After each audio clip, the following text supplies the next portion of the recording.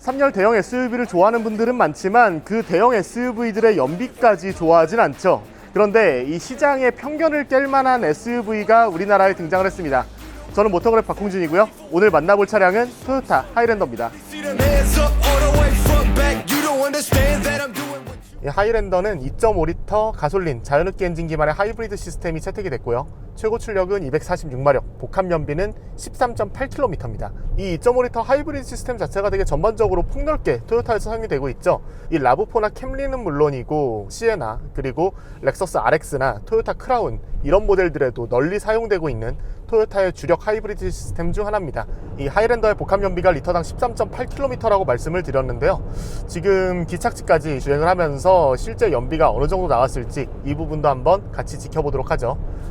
아무래도 많은 사람들이 탑승을 해서 장거리를 이동하는 대형 SUV의 성격상 승차감도 빼놓을 수 없는 부분이겠죠. 지금 뭐 이렇게 자동차 전용도를 달리면서 이 90km, 100km를 왔다 갔다 하면서 여유롭게 크루징을 하고 있는 상황인데요. 이 상황에서의 승차감은 상당히 만족스럽습니다. 출렁거린다거나 뭐 차가 오랫동안 흔들린다거나 그런 느낌은 아닙니다. 지금 이 다리를 지나면서 약간의 이렇게 범핑이 느껴졌는데 이 구간에서 잔진동도 상당히 억제가 돼 있는 게 느껴져요. 지금 시승을 하는 상황에서 비가 오고 잠깐 소나기가 지나가고 있는 것 같은데, 비가 온 김에 이 상황에서의 이 MVH도 한번 설명을 드릴게요.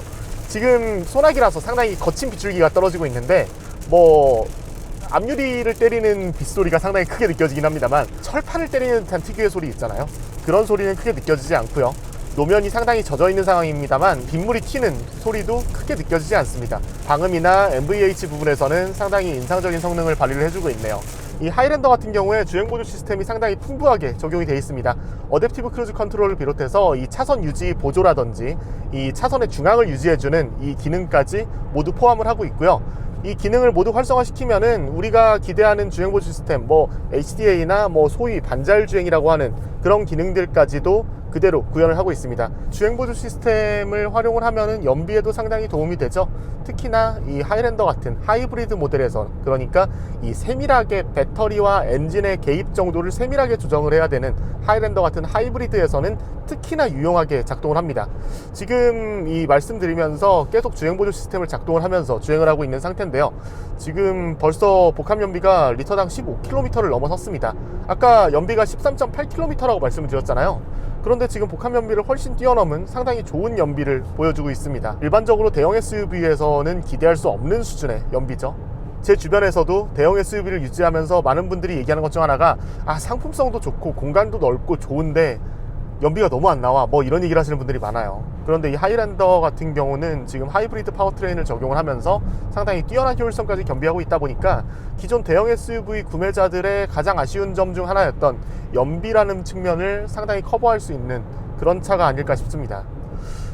그런데 조금 고민인 것 중에 하나가 가격입니다. 이 하이랜더의 시작 가격이 6,660만 원이고 지금 제가 시승하고 있는 이 플래티넘 트림의 가격은 7,470만 원이거든요. 현대차 팰리세이드라든지 기아 모하비라든지 이 차량들의 가격이 최상위 트림, 뭐 그래비티나 캘리그래피까지 간다고 하더라도 5천만 원 중반 정도에서 끝나요. 모든 옵션을 넣는다고 하더라도요. 연비 하나만을 보고 2천만 원 이상을 이 차에 태워야 된다? 조금 고민일 것 같습니다. 정말 주행거리가 많은 분들이라면은 소위 연료비로 차값을 뽑을 수도 있겠습니다만 1만에서 2만 킬로미터가 되지 않는다면 이런 경제성 측면에서 얼마나 큰 이득을 볼 수 있을까, 이런 부분은 조금 의문이긴 합니다. 하이랜더에는 숨어있는 기능이 하나 또 있습니다. 바로 이 룸미러에 있는데요. 이 룸미러에는 디스플레이가 내장이 되어 있어서요, 아래 레버를 이렇게 꺾으면은 후방 카메라와 연동돼서 이 후면부를 디스플레이로 볼 수 있습니다. 시야각도 훨씬 넓거니와 뒤에 짐을 적재를 했거나 아니면 3열까지 누군가가 타 있거나 이런 상황에서 후방 시야가 확보되지 않을 때 상당히 유용하게 작동할 수 있는 기능이겠죠. 악천후 상황에서도 당연히 좋을 겁니다. 다만 아쉬운 점이 하나 있는 게요, 지금 낮에 이 디지털 룸미러를 작동을 시키니까 난반사가 상당히 심합니다. 캐딜락처럼 디지털 룸미러를 적용하는 일부 브랜드들 같은 경우에는 조금 비싸더라도 이 OLED 패널을 적용을 해서 훨씬 더 쨍한 느낌을 주거든요. 이 디스플레이가 쨍해진다는 거는 다른 뭐 빛이, 외부에서 빛이 들어오더라도 반사가 발생하지 않는다는 건데, 주간에 운전할 때는 그냥 일반 거울로 주행을 하는 게 훨씬 편할 것 같아요. 이 사이드미러 같은 경우에는 이 북미 시장이 주력인 모델들답게 양쪽이 다 관광미러는 아닙니다. 지금 왼쪽은 평면 거울이 적용이 되어 있고요, 오른쪽 같은 경우에는 관광미러가 적용돼서 조금 더 넓은 시야를 보여주고 있습니다. 이 미러 바꾸는 게 그렇게 비싼 돈 드는 게 아닐 텐데, 이 부분은 좀 우리나라 사양에 맞춰서 뭐 이렇게 인포테인먼트도 한국화하고 하시는데, 이 미러까지 광각으로 좀 바꿔줬으면 어땠을까 하는 아쉬움이 있습니다. 시내 주행에서는 50km, 그러니까 이 도심 평균 주행 속도 범위 내에서는 대부분 EV 모드로 구동을 시킵니다. 계기판을 보지 않으면은 EV 모드가 작동이 되고 있는지 아니면 엔진이 들어왔는지 이 부분을 구체적으로 파악하기가 힘들어요. 그 정도로 이 전기 모터와 엔진 간의 동력 전환이 상당히 매끄럽고 자연스럽습니다. 이런 도로에서의 승차감도 생각보다 괜찮습니다. 방지턱을 되게 부드럽게 넘어가는 것 같아요. 처음 타이어가 닿았을 때 느낌 자체는 조금 거칠게 들어오는 느낌인데, 그 이후에 모든 걸 처리하는 게 상당히 매끄럽습니다.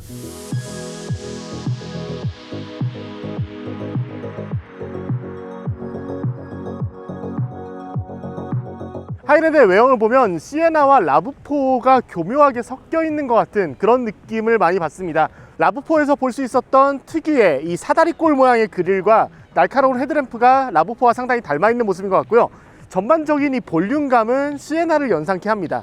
측면에서 볼 때도 이 포물선을 그리면서 올라가는 캐릭터 라인, 점점 좁아지는 윈도우 라인 형태, 이런 부분들은 사실 일반적인 3열 대형 SUV에서 보기에는 힘든 디자인 요소들이죠. 이 부드러운 디자인 요소들이 하이랜더의 외관을 좀 더 특별하게 만드는 것 같습니다. 지금은 3열에 앉아 있는데요, 뭐 사실 모든 SUV가 그렇듯이 3열 공간 자체가 엄청나게 여유롭다고 하긴 힘듭니다. 지금 이 정도 앉은 상태에서 이 카메라로 잘 보일지 모르겠습니다만 주먹 1개 정도의 레그룸까지는 나옵니다. 다만 무릎이 생각보다 많이 서요. 그나마 다행인 건 이렇게 등받이 각도가 조절이 된다는 겁니다. 3열 탑승객을 배려한 편의사양도 생각보다 꽤 많아요.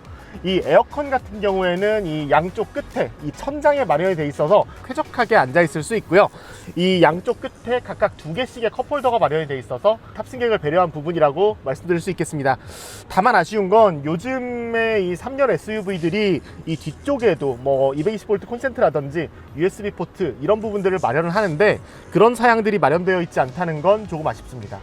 3열을 지나서 2열에 앉아봤습니다. 앞좌석은 제 시트 포지션으로 설정을 해놨고, 지금 다리를 쭉 뻗고 앉더라도 이 레그룸이 주먹 1개 반 정도의 공간이 나옵니다. 독립형 시트 자체의 폭도 상당히 괜찮아서요, 팔걸이와 도어 패널 간의 거리도 꽤 넉넉해서 이 양쪽에 모두 팔을 얹어놓고 앉아있으면 상당히 편안하게 여유롭게 앉을 수 있는 설정입니다.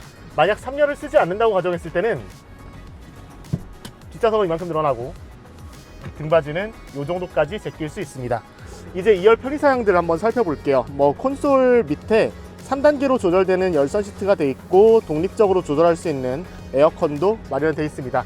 하부에는 이 2개의 C타입 USB 포트, 그리고 110V 전원 콘센트가 마련되어 있는데요. 사실 이 110V 콘센트 같은 경우에 뭐 1500W까지 지원이 되긴 합니다만, 뭐 우리나라 220V 규격과는 맞지 않는 것 같습니다. 왜 이 기능이 이렇게 적용돼서 출시가 됐는지 이 부분은 한번 확인을 해봐야 될 것 같습니다. 파노라믹 루프 같은 경우에 개방감도 상당히 뛰어납니다. 운전석부터 시작해서 이 2열까지 3열에서도 어느 정도 시야에 들어오긴 하던데요, 이 개방감 자체도 상당히 잘 드러납니다. 자, 이제 1열에 앉아봤는데요, 1열 같은 경우에 보면은 상당히 뭐가 많다고 느껴집니다만 간촐하게 정리가 되어 있는 듯한 그런 느낌을 받습니다. 12.3인치 클러스터, 그리고 12.3인치 센터 디스플레이가 적용이 되어 있고요, 공조장치 하단으로 무선 충전 패드가 마련이 되어 있고요, 그 아래로 하나의 USB 포트, 그리고 2개의 C타입 포트, 12V C가잭, 이렇게 총 4개의 포트가 마련이 되어 있어서 전자기기를 사용한다던가 스마트폰을 충전한다던가 뭐 이런 부분에 대해서는 전혀 아쉬움이 없을 것 같습니다. 재밌는 건 콘솔인데요, 이 콘솔이 이렇게 위로 열린다거나 옆으로 열린다거나 이런 게 아니라 슬라이딩 형태로 열립니다. 상당히 넓게 열릴 수 있고 쉽게 여닫을 수 있다 보니까 되게 괜찮은 아이디어인 것 같아요. 지금 안쪽까지 팔을 이렇게 뻗었는데 제 팔꿈치까지 이렇게 깊이감이 드러나거든요. 상당히 넉넉하게 공간을 활용할 수 있을 것 같습니다. 트렁크 공간 같은 경우에는 뭐 상당히 E급의 SUV에 맞게 넉넉합니다. 전동 트렁크가 적용이 되어 있고, 이 진입구도 상당히 넓어서 큰 화물을 적재하기에도 좋을 것 같아요. 확실히 이 3열 시트의 두께 자체가 2열이나 1열 시트에 비해서는 두껍지 않다 보니까 실제로 앉아있을 때 쿠션감이 엄청 좋진 않아요. 정말 약간 간이 의자에 앉아있는 것 같은 느낌이라고 해야 되나? 그런 느낌이 상당히 강하고, 이렇다 보니까 이 밑 하부에서 올라오는 노면 충격도 더 강하게 받는 것 같아요. 사실 3년에 앉으면 답답하다는 느낌이 많이 들 때가 있는데, 생각보다 이 창의 면적이 넓어서 쾌적하게 이동할 수 있을 것 같아요. 지금 뭐 한 손바닥 기준으로 한 두 판 반 정도의 면적인데, 뭐 이 정도 면적이라면 1열이나 2열의 공간만큼 충분하다고 할 수는 없지만, 이 정도면 그래도 충분히 넉넉한 공간이죠. 네, 오늘 살펴본 토요타 하이랜더, 대형 SUV가 갖춰야 될 덕목들을 두루 갖추고 있으면서도 하이브리드 파워트레인에 뛰어난 연비까지 겸비한 그런 자동차였습니다. 이 어쩌면 이 대형 SUV 세그먼트에서 이 독보적인 자동차가 아니었나 그런 생각도 들었는데요. 이 하이랜더가 시장에서 어떤 반향을 일으킬지 한번 지켜보도록 하겠습니다. 전 지금까지 모터그래프 박홍준이었습니다.